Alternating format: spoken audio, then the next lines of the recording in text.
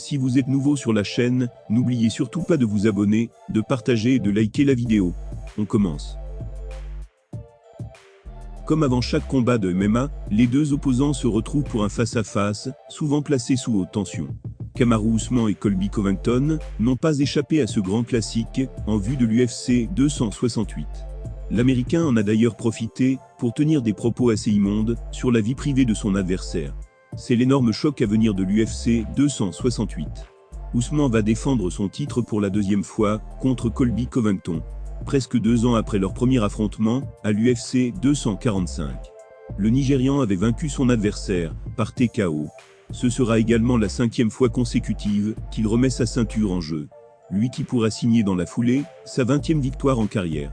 L'enjeu est grand, tandis que la tension entre les deux hommes est déjà à son paroxysme. Pendant la conférence, le combattant américain a rapidement tenu des propos assez immondes sur la vie privée de Kamaru Usman. Des attaques gratuites sur son père, emprisonné pendant 7 ans pour fraude professionnelle, avec un total de 14 inculpations fédérales. Ou encore sa femme et Leslie. Colby a déclaré « Est-ce que ton papa en prison vient samedi soir ? J'ai des contacts chez les forces de l'ordre. Si tu veux que j'appelle son agent de probation, je m'assurerai qu'il puisse venir samedi soir. Tu veux que je m'en occupe ? Je me sens si mal pour Madame Usman, elle a un fils infidèle et un mari arnaqueur. Ça doit être la merde dans votre maison. » Beaucoup de combattants auraient littéralement dégoupillé devant de telles attaques personnelles. Mais le cauchemar nigérian est resté impassible. Il s'est même fendu de la meilleure réponse possible, rebondissant génialement sur les paroles de son adversaire pour l'humilier en retour.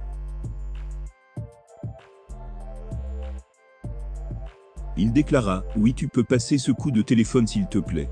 J'ai besoin que mon père soit là pour te voir te faire casser la figure encore une fois. » Colby répond en disant « Tu as tout fait pour éviter cette revanche. Et donc, oncle Dana et l'UFC ont dû te forcer la main. Tu essayais de combattre d'autres poids légers comme Nate Diaz. Tu étais prêt à combattre n'importe qui sauf d'accepter cette revanche. Tu sais très bien qui est le patron, tu sais qui a vraiment gagné le premier combat. Si tu n'avais pas simulé pour avoir des pauses, je t'aurais détruit. Mais c'est bon, mieux vaut tard que jamais. Je ne vis pas dans le passé, samedi soir c'est le futur. Je vais te détruire mon gars. » Kamaru ajoute « Écoutez, s'il dit que je faisais semblant de ceci ou cela pour casser le rythme du combat, c'est faux. Je suis resté dans le combat, et j'ai brisé ta putain de mâchoire. » Colby Covington compte bien prendre la ceinture des poids welter. Et pour ça, tous les moyens sont bons. Comme par exemple attaquer son ennemi sur sa vie privée. Le ton est donné, et la nuit de samedi à dimanche sera chaude.